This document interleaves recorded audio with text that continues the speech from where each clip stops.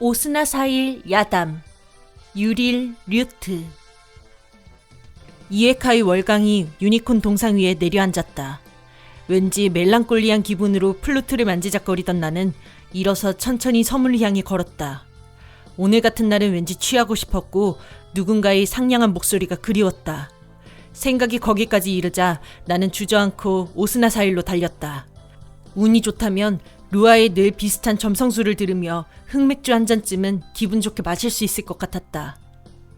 오스나사일은 고요하고 평화로웠다. 좁은 길 중간중간 갈빛을 띠는 다이어울프들이 이제 막 갈색 털이 나기 시작한 새끼들을 보살피고 있었다. 간혹 그들은 나를 경계했지만 나는 그들을 보고 웃어주었다. 그리고는 가방 안에 들어있던 고깃덩이를 던져주고 지나갔다. 얼마나 걸었는지 대략 이멘마을에 가까워가는 것 같았다. 이에카도 어느새 많이 기울어 깊은 새벽이 와 있다는 것도 알 수 있었다. 이제 막 이멘마을로 향하는 마지막 공터에 가까워지고 있을 때쯤 나는 놀라운 광경을 보았다. 하늘 아래 가장 높은 평원에 누워지는 달무리를 어루만지네. 사랑스러운 옛 기억이 아려와 머나먼 님의 곁으로. 사랑스러운 목소리가 좁은 길목 가득히 번져나갔다. 흐린 밀크커피의 색을 닮은 귀여운 프릴 피스를 입은 여자아이가 노래를 부르고 있었다. 소녀의 목소리는 마치 아튼 시미니의 손으로 빚어진 하프 같았다. 나는 그 경이로운 목소리와 사랑스러운 소녀의 외모에 잠시 넋을 잃었다. 그르릉. 어느샌가 내 곁에 다가온 다이어울프 한 마리가 붉어진 눈으로 나의 발을 물어뜯었을 때 나는 나의 방심을 자책하며 칼을 빼들어 녀석을 베어버리려 했다. 그것은 전사의 본능이었다. 멈춰. 소녀는 울림이 좋은 목소리로 명령했다. 그것은 분명 부탁이나 다급한 음성이 아닌 또렷한 명령이었다. 그 사념이 강한 목소리를 듣자마자 다이어울프는 멀리 달아나 버렸다. 나는 피가 베어져 나오는 팔을 붙잡고 얼굴을 찡그린 채로 소녀를 보았다. 베어선 안 돼. 저 아이에겐 새끼들이 많아. 소녀는 눈물을 글썽이며 다이어울프가 사라져간 곳을 보았다. 당돌한 그녀는 혼잣말을 하듯 내게 반말을 하였지만 난 왠지 그게 당연하게 느껴졌다. 그녀는 내게 손을 내밀었다. 그리고는 웃었다. 꼭 유에카와 같은 새뜻한 미소였다. 이멘마 가던 참이구나. 계속되는 소녀의 반말에 나는 말을 높여야 할지 낮춰야 할지 매우 고민이 되었다. 나는 어색하게 고개를 끄덕였고 나를 주저앉힌 소녀는 어디선가 붕대를 꺼내 내 팔에 감았다. 그녀의 작은 몸에서는 은은한 풀내음이 났고 그 내음은 왠지 꽃향기 같기도 했다. 내리깔린 눈매가 갑자기 나를 바라보았다. 아픔은 곧 멎을 거야. 오늘은 달이 참 밝거든. 넌 왜 여기에 있지? 나는 겨우 입을 열어 소녀에게 물었다. 소녀는 피식 웃고서는 어이가 없다는 듯이 되물었다. 넌 왜 살지? 넌 왜 지금 여기에 있지? 모든 것에 이유가 있는 건 아니야. 어쩌면 이 모든 게 숙명일 수도 혹은 우연일 수도 있는 거지. 선문답 같았다. 난 적어도 이 소녀가 액면 그대로의 마냥 사랑스럽고 철없는 꼬마가 아니라는 것을 온몸으로 느끼고 있었다. 소녀는 가느다란 다리를 치마로 덮고는 조심스레 내 옆에 앉았다.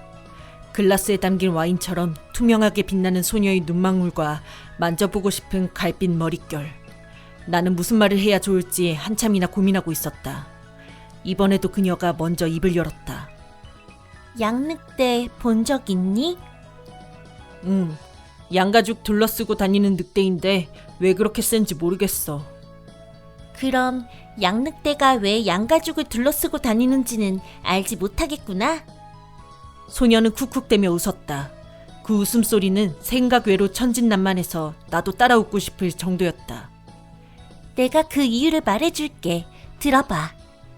작고 붉은 입술이 조금씩 달싹거렸다. 신의 하프 같은 작은 몸에서 천상의 음악 같은 목소리가 울려나왔다. 에린이 한없이 평화롭던 시절이 있었다. 모든 것은 평온했고 모든 것이 풍요로웠다. 그것은 아주 오래전의 이야기였다. 티르코네일의 초원에는 양들이 살았다. 풀은 언제나 푸르렀고 바람은 부드러웠다. 그리고 서로의 영역을 존중하며 살아가던 늑대들도 있었다.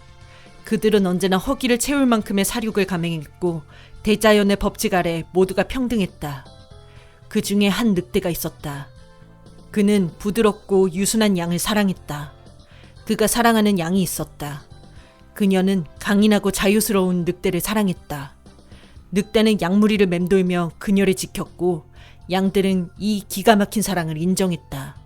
그는 육식을 하기 위해 만들어진 날카로운 이빨로 풀을 뜯어 먹었고 끝내는 서서히 야위었다.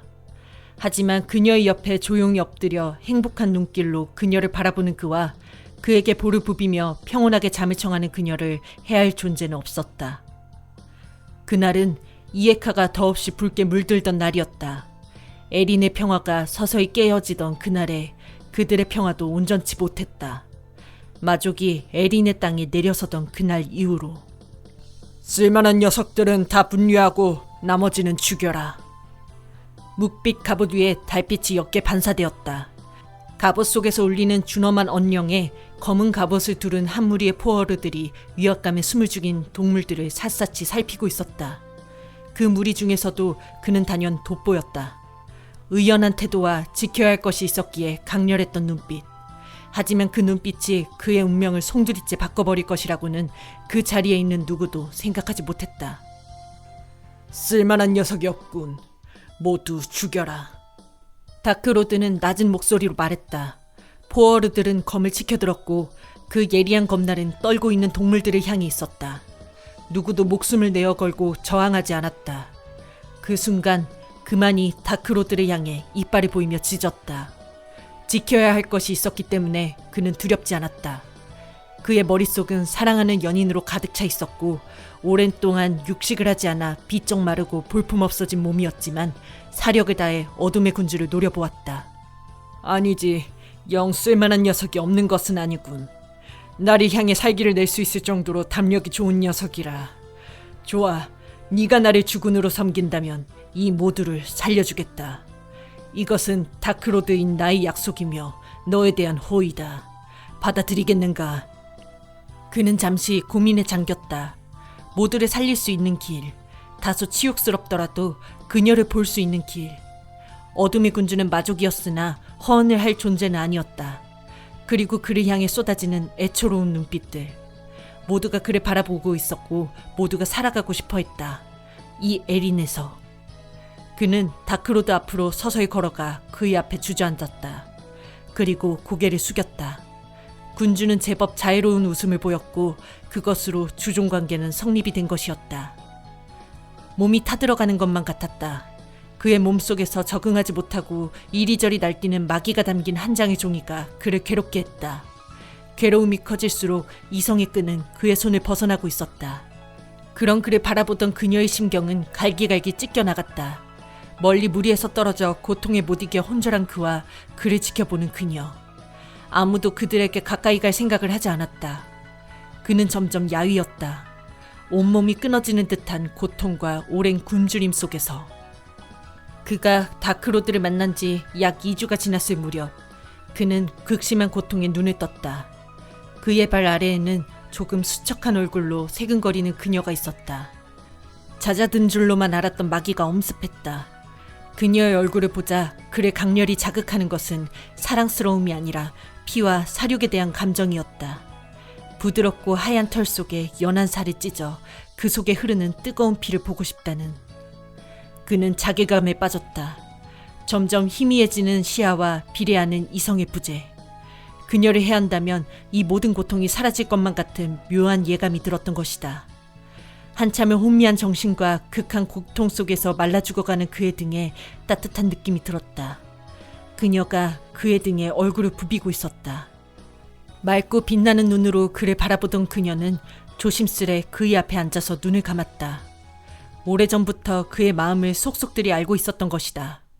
그는 그녀의 뜻을 알아채고 평원 전체가 울리도록 커다란 소리로 절규했지만 평온한 표정의 그녀는 미동조차 하지 않았다. 소녀는 여기까지 나에게 이야기를 한 후 그리운 눈으로 먼 곳을 바라보았다. 나는 가방에 들어있는 오렌지를 하나 꺼내 소녀에게 내밀었다. 소녀는 살짝 미소를 지으며 고맙게 그것을 받아들어 자그마한 손으로 껍질을 까고 있었다. 새큼한 오렌지의 냄새가 어쩐지 소녀와 어울리는 듯했다. 늑대와 사랑한 양 이야기 너무 지어낸 것 같이 들리지? 나는 대답 대신 웃었다. 그녀의 말엔 묘한 설득력이 있어 왠지 나는 믿음이 갔다. 그는 마족으로서 비록 하급 마족이지만 자신의 지위를 누릴 수도 있었어. 다크로드의 마음에 들었으니까. 하지만 그 늑대는 결국 아무것도 먹지 않고 잠도 자지 않은 채 그렇게 정처 없이 떠돌다가 죽어버렸어. 그녀 없이 살아갈 수가 없었던 거야. 그리고 그는 모두를 학살해서 벗어나게 한 존재였으니까 어쩌면 동물들 사이에서 영웅이었고 그녀 또한 양들 사이에선 신화 같은 사랑이었어. 그를 위해서 스스로 하늘로 가버렸으니까. 그는 죽기 전까지 그녀의 시체를 등에 업고 다녔어. 말라 죽어가면서도 비틀거리는 다리로 그녀의 몸을 지탱하면서. 슬픈 이야기네. 난 사실 목숨을 버릴 만큼의 사랑이라는 것을 아직 알지 못했다. 나에게 다소 감정이 없는 목소리로 책을 읽듯이 저 이야기를 해준 소녀의 목소리가 살짝 떨렸다. 옆을 바라보니 소녀는 눈물을 흘리고 있었다. 훌쩍임도 없이 조용히 하얀 뺨을 타고 흐르는 작은 빗줄기에 나는 놀라버렸다. 나는 그저 조용히 작은 손을 잡아주었을 뿐 아무것도 할 수 없었다. 고마워. 넌 참 따뜻한 사람이구나. 눈물을 닦아낸 소녀는 나를 바라보았다. 아, 참. 양늑대들이 그런 모습인 건 그를 기리기 위해서야. 간혹 죽은 양들의 가죽을 주워서 쓰는 거지. 비록 마족이 되어버렸지만 그들은 그래도 지켜야 할 존재가 있고 사랑하는 사람이 있으니까. 무심결에 배어나가는 그들에게도 소중한 것이 있으니까. 너도 지키고 싶은 사람이 있겠지? 아마도. 내 머릿속엔 한 사람이 스쳐 지났다. 아니, 늘 그 자리에 있었다. 소녀를 통해 들은 경이로운 사랑 이야기. 사람이든 포어르든 또는 동물까지도 모두가 같았다. 자신의 그 무언가를 위해 아파하고 기뻐하고 살아가는 것에 있어서는. 문득 바라본 하늘은 투명한 청남색을 띠고 있었다. 아마 머지않아서 이에카가 지고 새로운 팔랄라가 떠오를 듯했다. 베안루아의 문이 닫힐 시간도 2-3시간밖에 남지 않았을 것이다. 나는 옷에 묻은 흙을 털어내며 일어섰다. 이야기 고마웠어. 느낀 바가 많아. 그래, 가봐야 하는구나. 그럼 내 부탁 하나만 들어줄래? 나는 고개를 갸웃거렸다. 소녀는 약간은 수줍은 얼굴로 내 눈을 바라보며 조심스레 말했다. 다소 영감 같던 소녀가 제 나이로 보이는 순간이었다. 이멘마을에 가거든 날 위해서 꽃 한 송이만 사다 주지 않을래? 네가 날 오래 기억했으면 좋겠어. 아니면 내가 널 기억하고 싶어. 가능하다면 푸른 장미로. 그래, 사다 줄게. 푸른 장미가 있을진 모르겠지만. 네가 진심으로 나에게 꽃을 사다 줄 생각이 있다면 구할 수 있을 거야. 늘 선문답 같기도 한 저 당돌한 말에 나는 그저 피식 웃었다. 그리고는 가방 안에 든 목걸이를 하나 꺼내어 소녀의 가느다란 목에 걸어주었다. 이건 일종의 약속이야. 너에게 꽃을 사다 주겠다는 그런 약속. 조금만 기다려줄래? 그래, 기다릴게. 소녀는 정말 예쁘게 웃었다.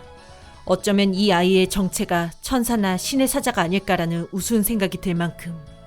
사실 이멘마에 갈 필요가 없어지긴 했지만 나는 소녀에게 꽃을 사다 주기 위해서 뛰었다. 내 뒤에서는 소녀가 손을 흔들고 있었고 이내 다시 노랫소리가 들려왔다. 하늘 아래 가장 높은 평원에 누워 지는 달무리를 어루만지네. 사랑스러운 옛 기억이 아려와 머나먼 님의 곁으로. 꽃 한 송이 사시겠어요? 오랜만이야 델런. 혹시 푸른 장미 있어? 어머, 운이 좋으시네요. 마침 새로 들여온 지 몇 시간 안 된 싱싱한 푸른 장미가 있는데. 우연인지 필연인지 소녀의 장난인지 전혀 알 수가 없지만 델런의 꽃바구니에는 푸른 장미가 있었던 모양이다. 나는 그 말이 치르고 베안루아에 갈 생각도 없이 다시 오스나사이를 향해 뛸 생각이었다. 내가 준 오렌지를 든 소녀가 기다리고 있을 것만 같아서. 아 참, 곧 이에카가 지겠네요. 오늘 안 좋은 소문을 들었는데 덤바튼으로 가시는 거죠? 무슨 소문인데? 오늘 아침쯤에 오스나사일에서 작은 곰이 나타난대요. 나도 가보고 싶지만 굉장히 위험하다고 해서 다음에 아이더님에게 부탁해서 한번 보고 싶네요. 나는 싱긋 웃으며 손인사를 하고는 달렸다. 숨이 턱까지 차도록 달리다 보니 어느새 오스나사일이 가까워져 있었고 이에카가 지고 있었다. 소녀는 고운 목소리로 노래를 부르던 자리에 이미 사라지고 없었다. 불과 몇 시간 전에 있었던 일이 모두 거짓말인 것처럼. 기대했는데 역시 난 사람을 너무 잘 믿는 건가? 나는 약간은 허탈한 마음으로 푸른 장미 한 송이를 든 채 오래오래 그곳에 서 있었다. 이에카가 지고 팔랄라가 떠올랐다. 내가 소녀에게 준 오렌지처럼 아름다운 색의 팔랄라였다. 그리고 내 눈앞에는 델런이 일러줬던 작은 곰과 양늑대들이 나타나 있었다. 평소 같으면 칼을 꺼내들어 모두 베어버렸을 테지만 오늘따라 그들의 모습이 정겨웠고 혹은 눈물겨웠다. 나는 먼 발치서 그들을 지켜보았다. 그리고 아주 놀라운 것을 보고야 말았다. 그들은 오랜 시간이 지나지 않아 하얀 연기로 사라져버렸다. 나는 꿈을 꾼 듯한 기분으로 덤바튼으로 돌아왔다. 오랜 시간이 지난 지금도 그날의 일이 꿈인지 환상인지 나는 가늠이 가질 않는다. 그저 어느 유에카가 유난히도 아름답던 날의 이야기. 작은 갈색 곰에 매어있던 왠지 눈에 겨운 목걸이와 그 소녀의 연관관계도 내가 조심스레 내려놓은 푸른 장미를 물고 사라지던 그 곰의 미소도 모두가 하룻밤의 꿈인 듯 아름답고 신비하던 이야기. 사라지는 순간까지 내가 지켜보았던 작은 곰과 양늑대들은 편하게 웃고 있었던 것 같다.